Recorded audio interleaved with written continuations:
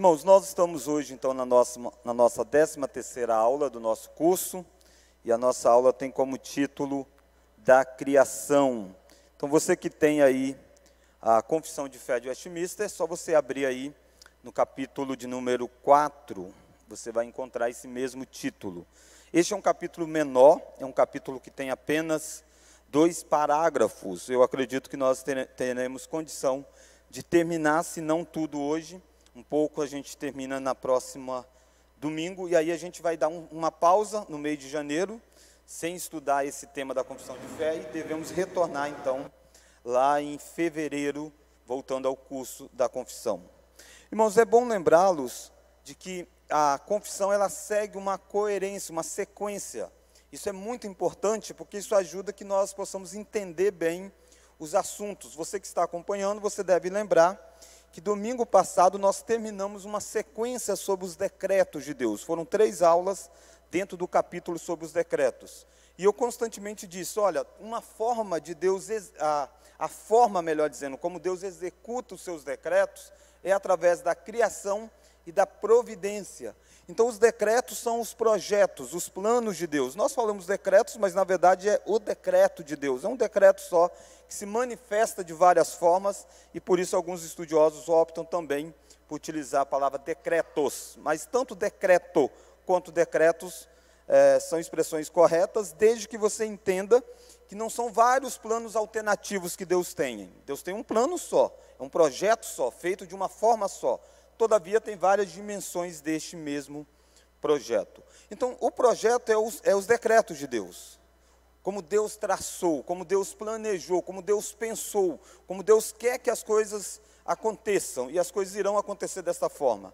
Agora, como que Ele vai fazer com que esses decretos, esses projetos dEle, venham à existência e caminhem da forma como Ele quer? De 2 formas, através da criação, criando, então, coisas do jeito que Ele havia planejado, e coisas para atingir o propósito que Ele planejou.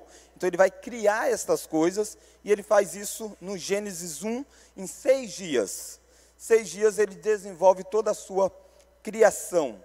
E depois Ele continua agindo na criação através da providência, que é a forma como Deus governa as coisas criadas, para que aquelas coisas criadas atinjam o propósito que Ele havia planejado desde os seus decretos. Então, os decretos são executados por Deus dessas 2 formas, criação e providência. O que nós vamos ver hoje é a primeira forma, então, de Deus executar o seu decreto, através da criação. Naturalmente que há muitas definições para a criação. Uma que eu gosto muito é do John Frame. Ele diz assim: criação é um ato unicamente de Deus, pelo qual, para a sua própria glória, Ele traz à existência tudo o que há no universo, coisas que não têm existência anterior à sua palavra criadora. Olha como que a confissão de fé, então, vai começar esse capítulo da criação. Ela vai ter 2 parágrafos. Na primeira ele fala da criação geral, e no segundo parágrafo ele vai tratar da criação do ser humano e o que é o ser humano. No primeiro parágrafo, então, tratando da criação, define da seguinte forma, vamos ler? No princípio, aprove a Deus o Pai, o Filho e o Espírito Santo, para a manifestação da glória do seu eterno poder, sabedoria e bondade, criar ou fazer do nada, no espaço de 6 dias, e tudo muito bom, o mundo e tudo o que nele há, visível ou invisível. Então, essa é uma definição sobre criação, que nós vamos desenvolvê-la um pouquinho hoje. Irmãos, a criação, ela é uma poderosa obra do Deus triuno. Está muito claro isso para a confissão, que a criação é uma poderosa obra do Deus triuno. O que isso aponta? Isso deixa muito claro para nós que antes da criação do mundo, Deus sempre existiu. Nós vimos isso um pouquinho quando nós falamos dos atributos da eternidade. Mas às vezes as pessoas têm um mau hábito de achar que aquilo que foi criado, ele é eterno, no sentido de eternidade pretérita, eternidade para trás. Não é correto essa visão. Tudo que é criado, ele tem que ter, em algum momento, não ter existido, senão não é criado. Olha, João capítulo 17 vai fazer referência a um tempo antes da fundação do mundo. Olha, João capítulo 17.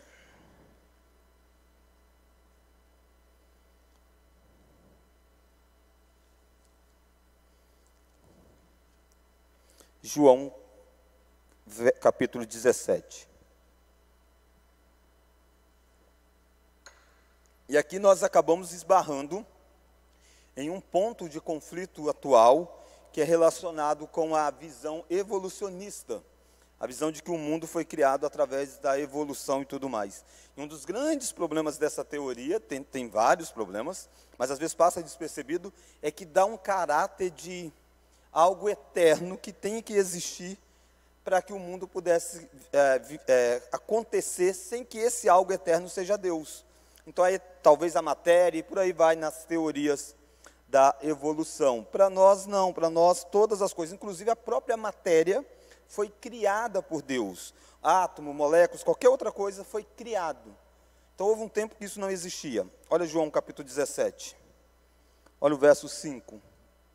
Olha Jesus orando a Deus Pai. Vamos ler? Vamos ler? E agora, com a glória,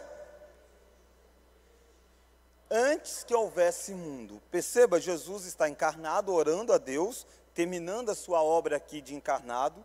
Ele está dizendo, Pai, agora glorifica-me com a glória que eu tinha antes que houvesse mundo.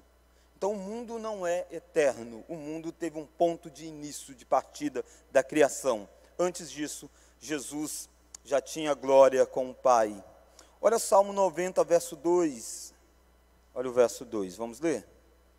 Antes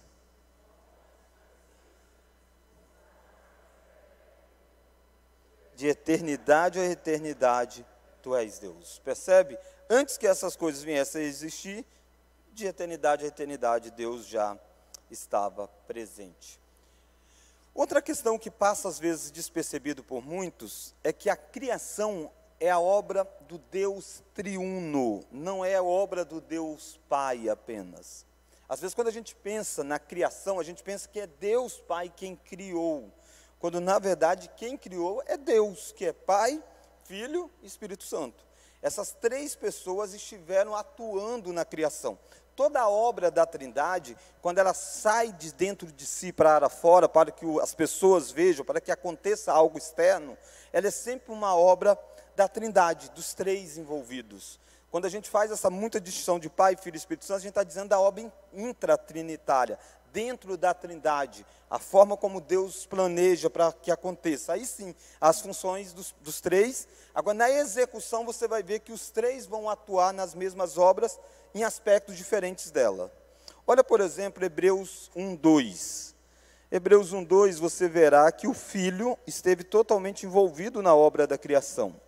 Olha Hebreus 1:2. Eu vou começar no verso 1, só para a gente entender o contexto. Havendo Deus, outrora, falado muitas vezes, de muitas maneiras aos pais pelos profetas. Então ele está usando Deus aqui como Deus Pai.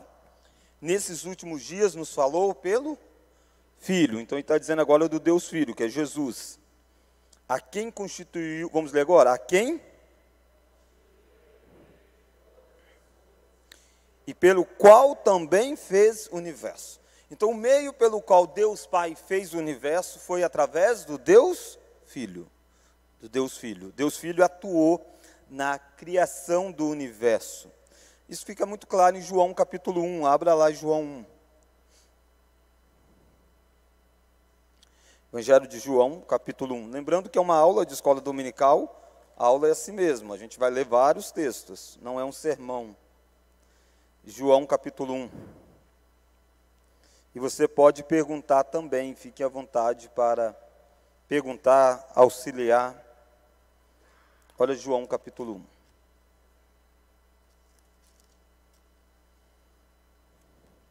Olha o verso 2.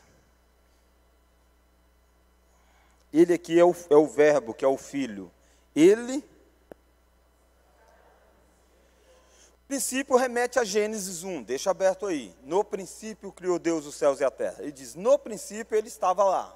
Quando você for ler Gênesis 1, depois de ter lido João, você não pode mais ler Gênesis 1 sem lembrar que no princípio Jesus estava lá. Não como o nome de Jesus ainda. Ele ainda não tinha carne, não tinha corpo, como ele passa a ter quando ele nasce de Maria. Mas ele é o Filho eterno de Deus, ele está presente na criação. E olha o verso 3 agora, vamos ler? Todas as coisas, e sem ele nada do que foi feito se fez. Então, sem ele, nada do que você vê em Gênesis 1, descrito como criação de Deus, foi feito sem a atuação do Filho. Então, o Filho estava presente no ato criador. Olha o Espírito Santo atuando, olha o Salmo 104, 30. Salmo 104, 30. Salmo de número 104, olha o verso 30, vamos ler? Verso 30. Envias e assim renovas a face da terra. Então percebe, Deus envia o Espírito e foram criados. Vai então para Gênesis 1, que é o texto da criação propriamente dito. Gênesis 1. Olha o verso 1. Vamos ler? No princípio, os céus e a terra. A terra, porém, estava sem forma e vazia. Havia trevas sobre a face do abismo. Olha o que você vai ler agora. E o Espírito de Deus pairava sobre as águas. Percebe? Você viu que no princípio Deus cria, e o Espírito de Deus é a força que vai trazer à existência as coisas necessárias. Alguns estudiosos usam a expressão aqui, como se fosse uma força energizadora de Deus sobre aqueles elementos que Deus havia criado para que pudesse então ter forma. Olha o verso de número 3. Disse Deus, haja luz, e houve luz. E viu Deus que a luz era boa, e fez separação entre a luz e as trevas. Chamou Deus a luz dia, e as trevas noite. Houve tarde e manhã, o primeiro dia. Então aqui você vê a criação no primeiro dia das coisas. Verso 2, e disse Deus, haja firmamento no meio das águas, e separação entre as águas. Fez, pois, Deus o firmamento, e separação entre as águas, debaixo do firmamento, e as águas sobre o firmamento. E assim se fez. E chamou Deus ao firmamento céus, houve tarde e manhã, o segundo dia. Também disse Deus, ajuntem-se as águas debaixo dos céus, num só lugar, e apareça a porção seca, e assim se fez. A porção seca chamou Deus terra, e ao ajuntamento das águas, mares. E viu Deus que isso era bom, e disse, produz a terra relva, ervas que deem as sementes, e árvores frutíferas que deem fruto, segundo a sua espécie, cuja semente seja neles sobre a terra, e assim se fez. A terra, pois, produziu relva, ervas que davam semente segundo as suas espécies, e árvores que davam fruto segundo cuja semente estava nele conforme a sua espécie. E viu Deus que isso era bom. Houve tarde e manhã, o terceiro dia. Disse também Deus, haja luzeiros no firmamento dos céus, para fazerem separação entre o dia e a noite, e sejam eles para sinais, para estações, para dias e anos, e sejam para luzeiros no firmamento dos céus, para alumiar a terra. E assim se fez. Fez Deus os dois grandes luzeiros, o maior para governar o dia, e o menor para governar a noite, e fez também as estrelas. E os colocou no firmamento dos céus para alumiarem a terra, governarem o dia e a noite, e fazendo separação entre a luz e as trevas. E viu Deus que isso era bom. Houve tarde e manhã, o quarto dia. Diz também Deus, povoem as águas de enxame de seres viventes, e voem as aves sobre a terra e sobre o firmamento dos céus. Criou, pois, Deus os grandes animais marinhos e todos os seres viventes que rastejam, os quais povoam as águas segundo as suas espécies, e todas as aves segundo as suas espécies. E viu Deus que isso era bom. E Deus os abençoou, dizendo, sede fecundos, multiplicai-vos, enchei as águas dos mares e na terra, e se multipliquem as aves. Houve tarde e manhã, o quinto dia. Disse também Deus, produz a terra seres viventes, conforme a sua espécie, animais domésticos, répteis e animais selváticos, segundo a sua espécie. Assim se fez. E fez Deus os animais selváticos, segundo a sua espécie, os animais domésticos, conforme a sua espécie, e todos os répteis da terra, conforme a sua espécie. E viu Deus que isso era bom. Também disse Deus: façamos o homem à nossa imagem, conforme a nossa semelhança. Tenha ele domínio sobre os peixes do mar, sobre as aves do céu, sobre os animais domésticos, sobre toda a terra e sobre todos os répteis que rastejam pela terra. Criou Deus, pois, o homem à sua imagem, a imagem de Deus o criou, o homem e mulher os criou. Vamos ler agora? E Deus, sede fecundos, multiplicai-vos, enchei a terra e sujeitai-a, dominai sobre os peixes do mar e sobre as aves dos céus e sobre todo animal que rasteja pela terra. E disse Deus ainda: eis que vos tenho dado todas as ervas que dão semente e se acham na superfície de toda a terra, e todas as aves em que há fruto que dê semente, isso vos será para mantimento.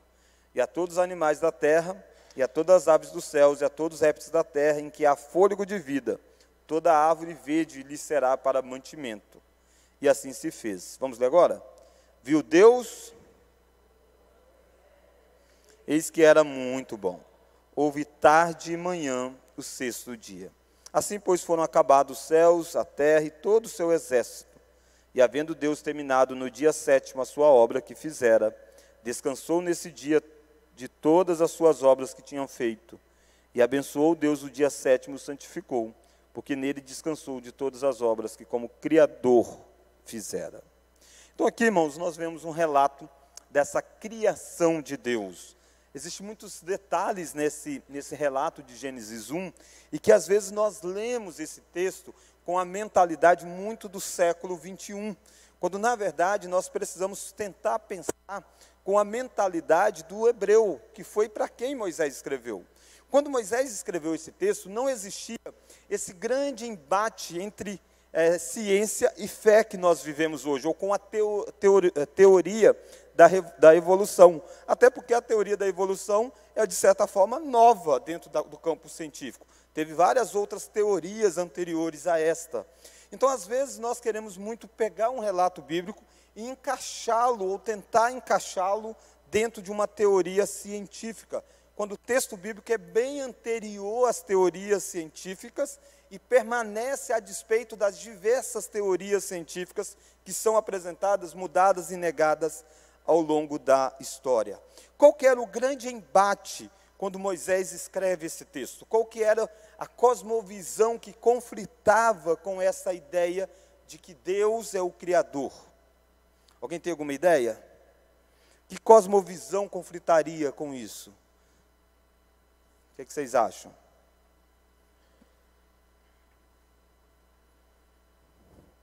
Em que contexto que isso foi escrito?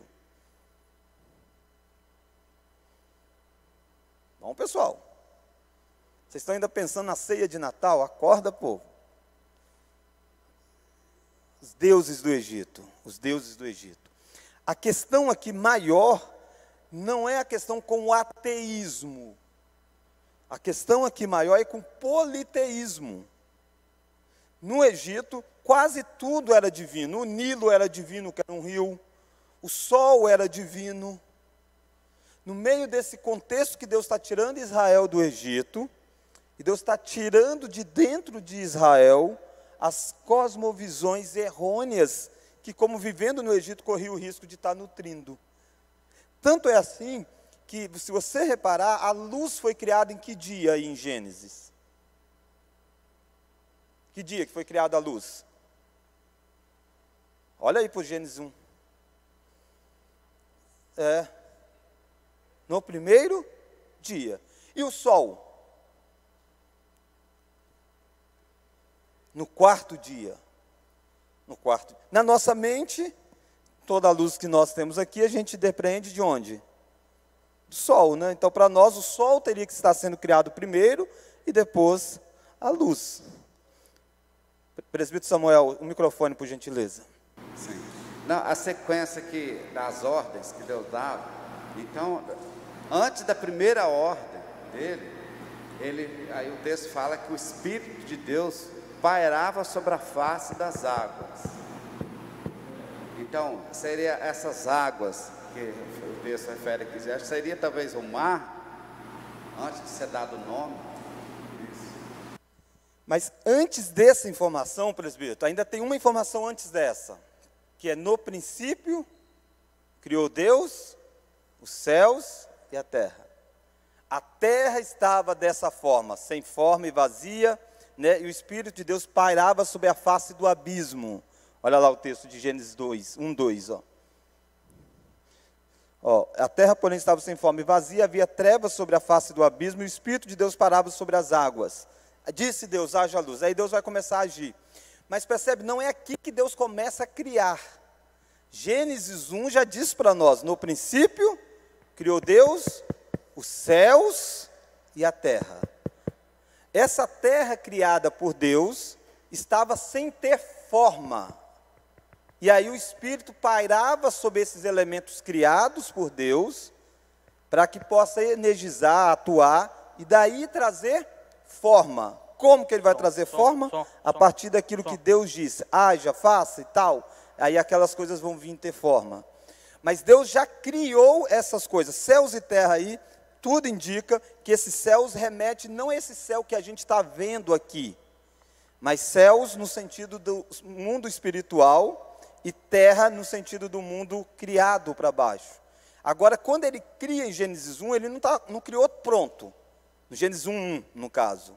Agora vai descrever como que ele cria a terra agora. Essa terra está dessa forma. Ele começa a agir com expressões. Não fala como ele cria dentro do céu.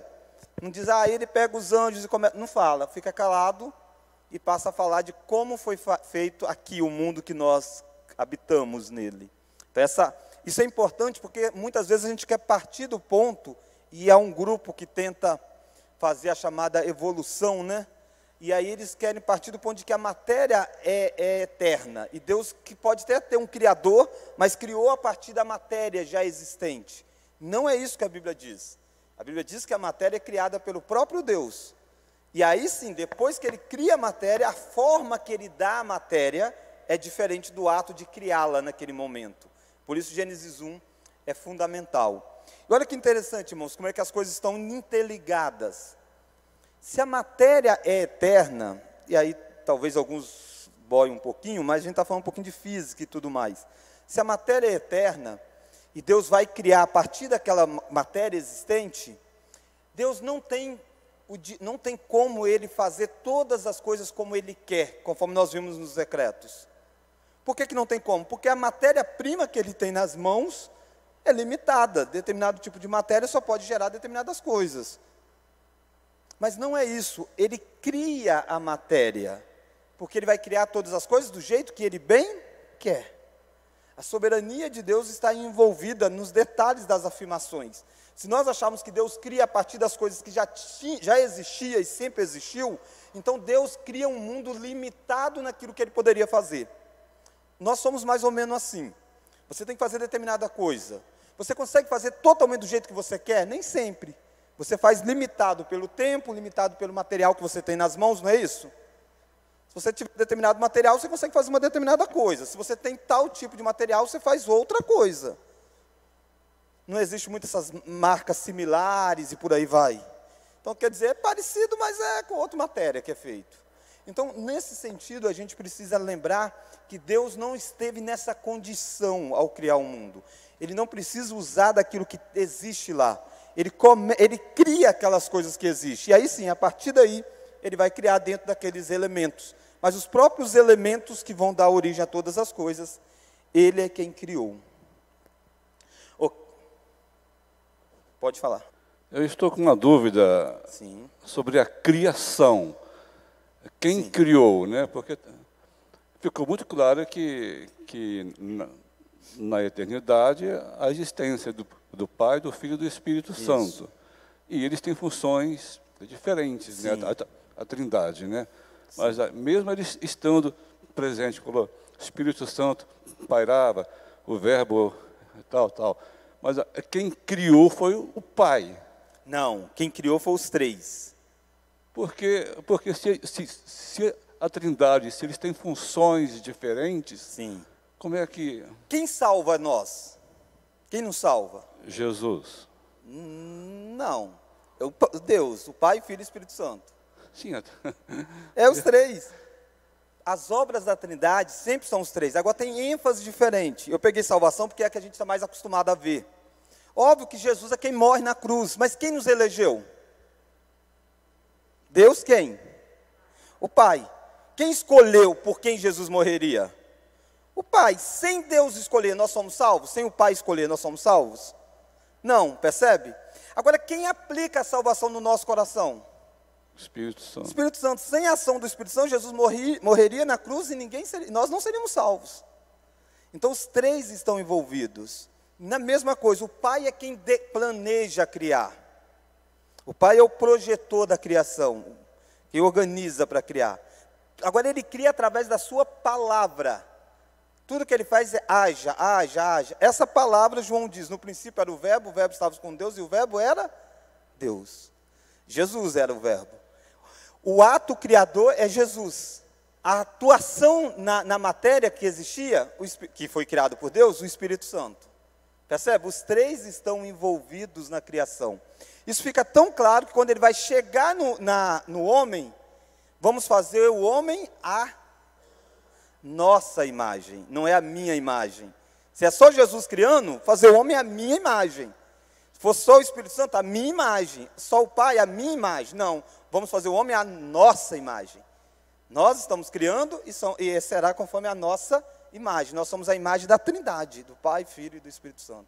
Minha dúvida ficou assim, relacionada sobre as funções de cada um na Trindade, né? Sim. Então, assim, eu estava indo no caminho que Deus executou, né? Pois é. Mas é só...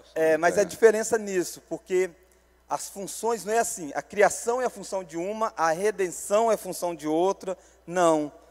A criação é a função dos três. Nos três, cada um vai fazer uma função diferente. O Pai não parou sobre a face do abismo. Ele não parou lá. Quem parou foi o Espírito Santo. A função foi do Espírito Santo. A palavra, a palavra através do qual as coisas foram criadas foi o Filho, não foi o Pai. Mas quem disse foi o Pai. Percebe? As funções diferentes. Continua a função diferente. Só que a gente acha que função diferente, assim, como se fosse blocos diferentes. Na verdade, dentro de cada bloco tem função diferente. Dentro do bloco da criação, o Pai tem uma função, o Filho tem outra, o Espírito Santo tem outra. De uma forma simplista, não dá para necessariamente, mas a gente consegue encaixar melhor, entendendo assim, quase sempre o Pai planeja, o Filho executa e o Espírito Santo aplica. Então, salvação, o Pai planejou, o Filho morre, foi quem viveu e tal, e o Espírito Santo é quem aplica. Na criação, o Pai planeja, o Pai decreta, o Pai, quem quer que seja feita dessa forma, o Filho é o meio através do qual é criado, e o Espírito Santo é a força que atua para a criação vir à existência. Então, você consegue um pouco trabalhar dentro disso. Ok? Só para me fechar naquela questão do sol lá, e aí tal, que eu disse que a luz está escrito antes do sol, lembra disso? Voltamos lá? Isso parece algo para nós impensável. Mas pensa para o judeu lá. O sol é divino. Deus está mostrando para eles, não, calma aí. Isso que o faraó adora, que o Egito adora, isso não estava nem no primeiro dia da criação. Isso foi colocado no quarto dia. A luz não depende do sol. Eu não estou dizendo que a luz não vem do sol, tá? Eu só estou dizendo que a luz não depende do sol. A luz depende de Deus. Deus criou a luz antes de criar o sol. E depois ele cria o maior astro por dia, que se chama de sol e tudo mais. E nós temos a luz vinda do sol. Mas nós sabemos já pela ciência, por exemplo, que existem diversas outras estrelas. Inclusive maiores do que o próprio sol. Sabia isso, né? Isso é tranquilo. No universo, o sol não é a maior astro de luz. Não é, mas devido à proximidade com a Terra e tudo mais, ele se torna o mais importante para nós e tudo mais. Então perceba como que a visão não é, a gente precisa ler o texto dentro dos dias em que ele é escrito e aplicar para todas as épocas. Se fosse hoje, ele ia tentar mostrar, olha, tal, trabalhar a linguagem um pouco mais no nosso mundo, né, científico. Mas naquele contexto é muito importante que fique claro que o Sol não é quem faz com que a vida exista no mundo. Quem faz com que a vida exista no mundo é Deus. O Sol é o meio pelo qual ele vai fazer isso. E ele vai colocar o Sol, então, no quarto dia. E tem toda a sua função e vai desenvolver tudo isso. E também, de forma literária, você vai ver que os 3 primeiros dias, Deus faz os lugares. E no quarto, quinto e sexto dia, Deus faz os habitantes desses lugares. No primeiro dia, ele cria lá luz, né? E aí, no quarto dia, ele cria o sol, que é quem habita, quem contorna, quem faz toda essa luz canalizada na terra. E assim você vê na questão dos animais e tudo mais. Então, a criação é uma obra, uma poderosa obra do Deus triuno. Perceba que a confissão chama atenção para isso, ó. No princípio, aprove a Deus, quem? O Pai, o Filho e o Espírito Santo. Então, aprove os 3 criarem. Eles estão os 3 atuantes. Porque os 3 são Deus da mesma substância, da mesma natureza, da mesma espécie.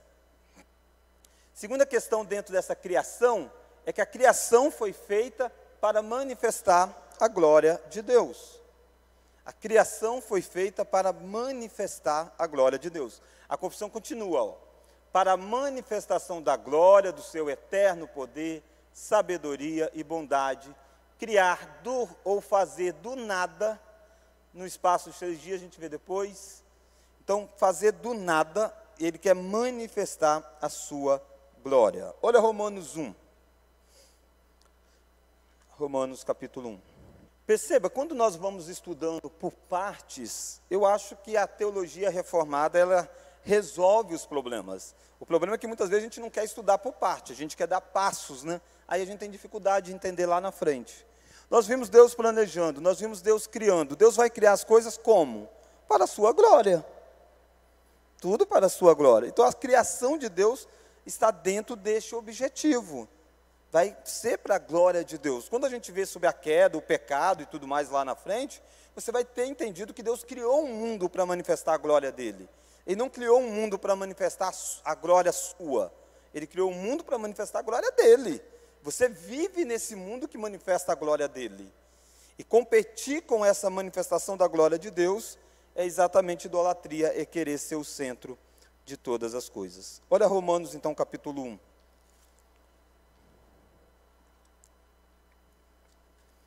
Romanos 1. Olha o verso 20.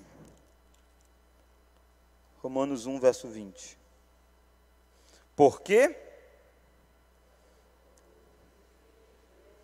assim o seu eterno poder, como também a sua própria divindade, claramente reconhecem desde o princípio do mundo, sendo percebidos por meio das coisas que foram criadas. Percebe? Nós estudamos bastante sobre a revelação geral, aí nós falamos do objetivo disso. Mas veja Deus criando um mundo para manifestar a glória dele. Nós vivemos em uma época onde ou as pessoas desprezam, né, a natureza, exploram de forma indevida, ou as pessoas idolatram a natureza. E vê a beleza da natureza, e de fato funciona muito bem os ciclos e tudo mais, quando o homem não intervém. Mas aí as pessoas passam a dizer, a mãe natureza fez isso, a mãe natureza fez aquilo, como se a natureza por si só fosse gloriosa. Ela não é gloriosa por si só, ela só manifesta a glória do Criador. A beleza dela de funcionar dentro da segunda das suas espécies está por causa de um Criador que a fez. Dentro das religiões existe muito panteísmo. Panteísmo é a ideia de que tudo é divino. Então a madeira é divina, a luz é divina, tudo é divino. Deus está dentro da criação. Essa não é uma visão bíblica, não é uma visão cristã. Nós fazemos distinção do Criador para a criatura. A criatura é importante, a criatura é joia, mas existe o Criador dela. E quem deve ser adorado é o Criador dela. Então Deus é o Criador e todo o resto é criatura e criatura. E aqui você encontra a diferença essencial entre Deus e as demais coisas, a chamada diferença ontológica do ser, da essência. A essência de Deus ninguém tem, porque Deus é o Criador. Todos os outros têm a essência de criatura, E para sempre seremos assim, né? Sempre haverá essa distinção. Olha Jeremias 10, verso 12. 10, 12. O Senhor, preste atenção, e fez a terra pelo seu poder. Estabeleceu por sua sabedoria. Então o mundo foi estabelecido pela sabedoria de Deus. Então quando nós vemos, por que quem gosta de ler sobre os astros, por exemplo, a distância que tem do Sol e da Terra, pouquinho mais para lá, ou pouquinho mais para cá, as coisas não, o mundo, a nossa vida aqui não seria como é. Isso tudo porque tem a sabedoria de Deus colocando todas as coisas nos devidos lugares. Olha mais. Vamos ler? O mundo por sua sabedoria e com sua inteligência estendeu os céus. Então não é à toa que é belo, não é à toa que funciona bonito, e olha que foi afetado pelo pecado. Ele não está do jeito que foi criado. Do jeito que foi criado era muito melhor. Mas não é à toa que o universo revela a sabedoria e tudo mais. Não é à toa que uma visão errônea vai fazer com que as pessoas acabem achando que o universo foi criado a partir da própria matéria, de tanta beleza que há. Isso é uma visão errada da ciência. Mas as leis físicas que existem no universo é porque existe alguém que as colocou, que é o próprio Criador. Olha o Salmo 33, verso 5. Para quem gosta, isso é mais para quem gosta, tá? Não é todo mundo. Quem gosta um pouco de ler sobre ciências e tudo mais, eu aconselho olhar alguns vídeos na internet. Um deles é de um presbítero que é um físico, chamado Adalto Lourenço.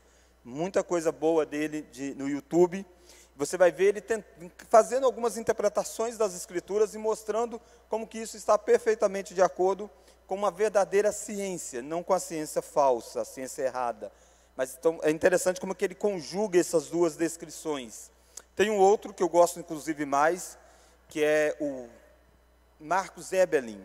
Quem falou Marcus aí? Ah, conhece também, né? Eu gosto mais do Marcus Ebelin. Nada contra o Adalto, gosto do Adalto também. Quem sabe um dia a gente até traz o Adalto aqui. Marcus Ebelin. Marcus Ebelin, ele vai trabalhar muito, principalmente a questão do design inteligente. Ele vai mostrar como que o universo, pela própria ciência, ele é um cientista e tem um livro, inclusive, muito bom, publicado, inclusive, nos Estados Unidos, com reconhecimento estrangeiro. É um cara de muito peso dentro da academia, nesse sentido. E aí ele trata bastante sobre como que o universo tem diversas coisas que apontam exatamente para um Criador. Agora, quem é o Criador? No design inteligente, ele vai dizer, olha, não tem como saber que é Deus. A gente sabe que é Deus por causa da fé. Mas o mundo mostra que existe um Criador, ele não foi feito à toa. Por causa do quê? Por que cientistas, não esse Marcus Ebelin, ele é cristão, mas tem cientistas que nem creem em Deus. Mas ele reconhece, dizendo, olha, o mundo não é fruto do acaso, não tem como ter sido uma explosão e tudo isso vinha a existir. Não, existe um planejamento nele. Ele é um mundo planejado. Isso cientistas que não são cristãos também chegam a essa ideia. Por quê? Porque no universo está cheio da sabedoria de Deus presente. Salmo 33, verso 5. Ele ama a justiça e o direito, está cheia da bondade do Senhor. Então a terra está cheia da bondade do Senhor. É só nós abrimos os nossos olhos para contemplar. Salmo 104, olha o verso 24. Vamos ler? Que todas com sabedoria as fizeste, cheia está a terra das tuas riquezas. É muito interessante você ver a diversidade que há. Nós nos alimentamos porque nós precisamos de nutrientes, não é isso? Sim, esse é um elemento da alimentação. Nós poderíamos nos alimentar para nutrir, sem que houvesse sabor. Só estava escrito assim, ó, vitamina C, vitamina A, você come lá e tal. Mas é chato, seria chato demais, seria não. A alimentação também tem o quê? Sabor e diversidade de sabor. Você foi feito com capacidade de ter essa percepção. essa percepção. Tudo isso mostra a diversidade do Criador em todos os seus feitos. O mundo é muito belo. Tem um livro, Xícara Maluca, é um livro escrito de uma forma bem diferente de qualquer outro livro, mas a ideia dele é causar esse impacto mesmo. Ele vai pegando as coisas mínimas, um gelo, e não sei como, uma formiga, e ele vai mostrando os impactos que temos. A ideia de um livro como A Xícara Maluca. E esse mesmo Douglas Wilson, escrito pelo Monegismo, muito legalzinho o livro. Ele, por exemplo, vai descrever sobre o café, para quem gosta de café. Uma descrição muito legal, muito legal. Ele tem um outro livro escrito Morrer de Tanto Viver. A ideia da gente viver intensamente no mundo que Deus fez. Não é viver irresponsável, é viver intensamente aquilo que Deus deu para nós, está diante de nós, entendendo que é Deus quem fez. Isso tudo tem a ver com ver a bondade de Deus na criação e a diversidade do Criador. Ok, então visto tudo isso aí que nós vimos, a criação foi feita para manifestar a glória de Deus. Terceiro, a criação foi feita no intervalo de 6 dias.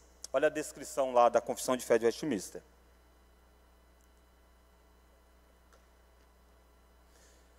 Criar ou fazer do nada no espaço de 6 dias, e tudo muito bom, o mundo e tudo que nele há, visível ou invisível. Irmãos, quando nós olhamos para Gênesis 1, nós precisamos reconhecer que o relato não é um relato com linguagem científica.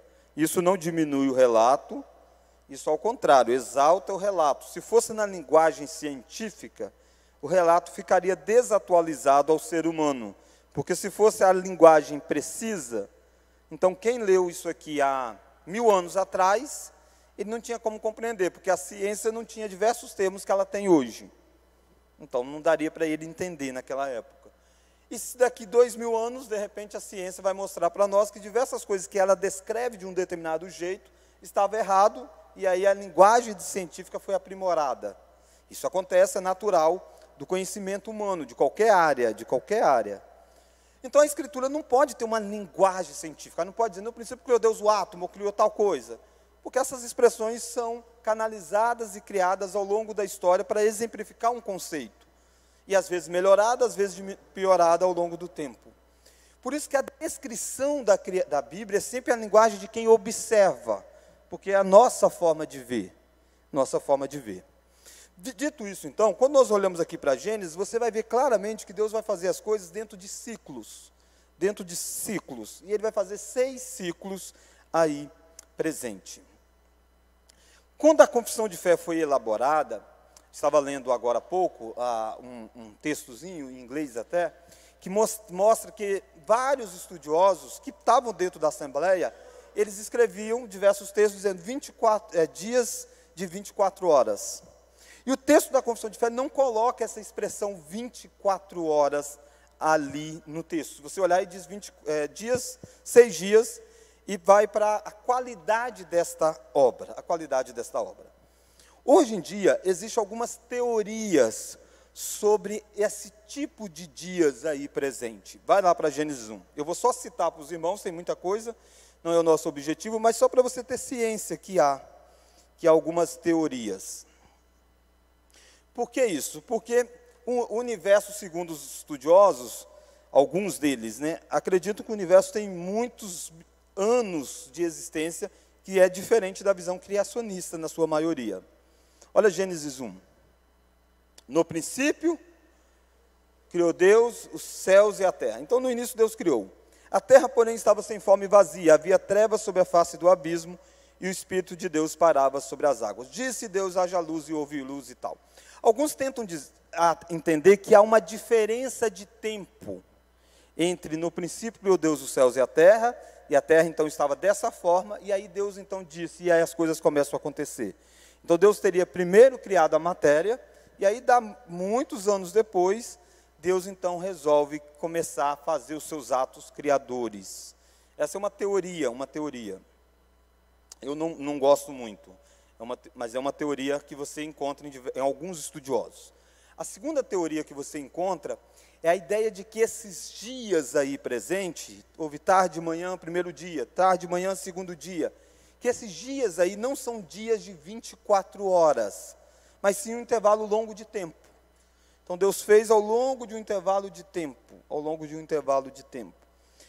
Um dos argumentos para isso é que é difícil você marcar horas quando o sol ainda não tinha sido criado. Se você olha lá o verso de número 3, ó. Disse Deus, haja luz e houve luz, e viu Deus que a luz era boa e tal, a gente já viu sobre essa ideia da luz. Aí houve tarde de manhã o primeiro dia. Então aqui acontece o primeiro dia, mas como que demarca esse intervalo de tempo? Será que é 24 horas, como nós a temos hoje? Então a dúvida é, aqui você não tinha nem o sol para marcar esse tempo. Então será que o tempo é de 24 horas? É uma teoria. Terceira teoria, de que esses dias há um intervalo entre um e o outro. Então Deus faz um dia, aí demora um tempão, ele faz de novo. Demora um tempão, ele faz de novo. Demora um tempão, ele faz de novo. Tudo isso é para tentar coadunar com a possível datação de alguns elementos que a ciência aponta na natureza. Todo mundo entendeu bem essas três teorias? E a quarta teoria é a teoria de que não, são dias mesmo como os nossos, como nós os conhecemos, dias de 24 horas. Charles Hodge, que vai comentar a Confissão de Fé de Westminster, ele de forma bem pastoral, ele diz, olha, nós precisamos ter humildade ao olhar para o relato. Precisamos fazer duas coisas, reconhecer que o Criador que escreveu a Escritura é o mesmo Criador que fez o universo. Então, o que ele está dizendo? Ele diz, se a ciência partir e estudar corretamente, ela vai chegar às mesmas verdades de quem estuda pela Escritura. Não tem divergência. Porque o mesmo Criador do universo que revela as leis, revela a Deus, é o mesmo Criador que escreveu a Escritura. Então, o relato de Deus e o relato da ciência são idênticos. O que vai existir é má interpretação do relato de Deus e má interpretação do relato feito pela ciência. Então, interpretação dos fatos, que é diferente dos fatos em si. Os fatos são iguais, basta interpretá-los corretamente. Então, ele vai dizer, cuidado para que talvez a interpretação da ciência esteja norteando a sua visão de ler o texto bíblico. E daqui a um tempo a ciência muda a sua interpretação, conforme ela já mudou tantas vezes, aí você tem que mudar a sua interpretação do texto bíblico. Diz, cuidado com isso. Outra coisa diz, cuidado também com o contrário, de você estar interpretando errado o texto bíblico e exigindo que seja dessa forma, porque a Bíblia diz que é. Ele diz, quando talvez a Bíblia não diz, talvez a interpretação sua é que diz que é. Ele diz, então é melhor chegar com humildade, ele usa, e o Chad Van Dijk diz, e aguardar um pouco mais o desenrolar da ciência para ver se ela caminha e mude algumas visões. Qual que é a grande questão aqui? Essa ideia de você fazer um dia e esperar um tempão para fazer outro, não faz sentido nenhum. Por que não faz? Porque Deus vai dar a base do mandamento. Qual que é o mandamento de Deus nas Escrituras? Trabalhe 6 dias e pare no sábado. Por quê? Por quê? Bom, gente, acorda. Por que Deus diz assim em Êxodo 20? Vocês vão trabalhar 6 e descansar no 7º. Porque Deus diz, porque eu fiz isso. Eu trabalhei 6 dias e descansei sábado. Percebe que o argumento de Deus para guardar o sábado é porque ele trabalhou 6 dias seguidos, 6 ciclos seguidos, e parou um. Poxa, se Deus não fez isso, Deus fez um, e demorou lá milhares de anos para fazer outro, milhares de anos para fazer outro, fica sem sentido o argumento de Deus. Fica sem sentido. E por que da necessidade de dar esse intervalo todo de tempo? Como que a ciência faz, por exemplo, a datação de diversas coisas? Datação de determinada estrela. Porque existe a distância da luz chegar até a Terra. Então, se a luz está, a estrela está em determinado lugar, para chegar até aqui, tem uma distância de tanto tempo. Gasta-se tanto tempo. Se nasce uma estrela agora, ela não chega agora aqui a luz. Você sabia disso, né? Tem um intervalo de tempo. Talvez a estrela que você está vendo já morreu. Você está vendo a luz dela chegar aqui. Porque é um intervalo de tempo. Mas em Deus isso é necessário? É necessário? Deus cria, se Deus quer que tenha luz, Deus precisa criar a estrela, esperar a estrela levar a luz até lá, chegar a luz até a Terra? Não. Então essa base toda de datação não necessariamente é obrigatório para você entender o relato bíblico. Pense em Adão. Adão tinha quantos anos quando Deus criou ele? Quantos anos tinha Adão quando ele criou? Acabou de criar Adão. Adão tem quanto tempo de vida? 0. Mas Adão, se fosse feito um exame lá, não tinha na época, ó, mas se fosse feito um exame em Adão, você acha que o pulmãozinho de Adão era de um bebezinho? Não. Se fosse feito, talvez de, olha, Adão tem 25 anos, ou 30 anos mais ou menos, tal. Percebe o que eu estou querendo dizer? Adão foi feito de um jeito que era necessário para que ele estivesse na situação em que era preciso executar as coisas. Embora o tempo de vida dele seja de 1 hora. Mas o coração dele não é um coração de quem tem 1 hora de vida. Percebe essa diferença? Em Adão isso é claro, isso é óbvio. Isso também pode muito bem se aplicar ao universo. E Deus pode ter feito o universo sim, em 24 horas, dias de 24 horas, mas para quem vai olhá-lo, sempre vai ter essa ideia de que tem tanto tempo, porque precisa que essas coisas cheguem até nós. Cheguem até nós. Ok? Tranquilo? Beleza. Por fim, irmãos, tudo que Deus fez na criação foi muito bom. Tudo foi muito bom. Tudo que Deus fez foi muito bom.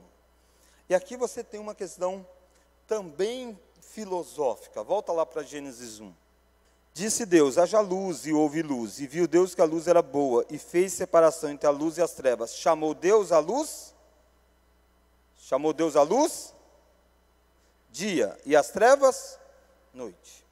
Irmãos, quem dá nome para as coisas criadas é o próprio Deus. Por que que noite não é dia? Por que que trevas não é chamado de dia e dia não é chamado de trevas? Porque Deus chamou assim. As coisas foram criadas por Deus e o significado das coisas. As coisas têm um significado porque o Criador disse que este é o significado dela. E aqui a gente esbarra, por exemplo, no que está em dia hoje em voga, a chamada ideologia de gênero. Então a ideologia de gênero vai dizer, por exemplo, que a gente não pode chamar menino ou menina. Tem que ser neutro. São a linguagem neutra aí presente. Por quê? Porque, na verdade, a pessoa vai decidir o que ela vai ser. Nós não podemos impor o conceito do que é menino para um bebezinho, o que é menina para uma bebezinha. Ela pode ter o sexo feminino, mas não a identidade de gênero dela. Isso faz uma distinção entre gênero e sexo. A sexualidade nasceu com órgão masculino. Então, beleza, nesse sentido, ele é homem, mas ele não é homem no sentido da ideologia dele de gênero. Isso precisa ser neutro. Isso é um absurdo, porque para nós o significado quem dá não é a criatura. Quem dá o significado é o Criador. Você vai ver que nos atos criados, Deus chama, Deus disse que isso é isso. Deus faz isso, Deus faz isso. Deus está dizendo, isso funciona dessa forma. Então não é só criar, mas dar o significado para a coisa criada. Deixa eu tentar ilustrar isso com a pior ilustração possível. Quem já assistiu Chaves aí, para mim, levantar a mão aí, para me ver. Levanta a mão aí, pessoal. Os mais velhos, assistiram, tá. Vocês vão lembrar de um momento lá na escola, que ele estava desenhando, mandaram desenhar uma coisa. Todo mundo está desenhando, desenha lá o que você quiser. E ele desenha nada, todo riscado errado lá. Lembra disso? Não lembram, né? Ah, vocês são ruins. Se eu soubesse, tinha trazido o vídeo para ilustrar. Todo ruizinho, todo riscado. Aí ele chega e dá um nome para esse negócio. Aí o cara, mas o que é isso? Tal. Mas o que é isso? Não, o negócio que eu acabei de criar, e chama isso e tal. Aí o cara diz, eu vou te dar 6 ou 7 para passar. Ele diz, não, você tem que me dar 10, está tão perfeito. Se eu fiz. Mas o que ele está, entre aspas, está dizendo? Eu fiz, eu dou o nome que eu quiser, e eu estou dizendo que isso é isso, pronto. Irmãos, de certa forma é isso que Deus fez. Lógico que não uma riscalhada toda lá. Mas Deus disse, Deus fez assim, diz, isso aqui é homem, homem é assim. Isso aqui é mulher, mulher é assim. Quem diz é o Criador. Porque ele fez, ele pode dizer. Então, essa é a ideia que está por detrás daquela expressão que Deus define o que é bom. As coisas é boa porque Deus disse que é.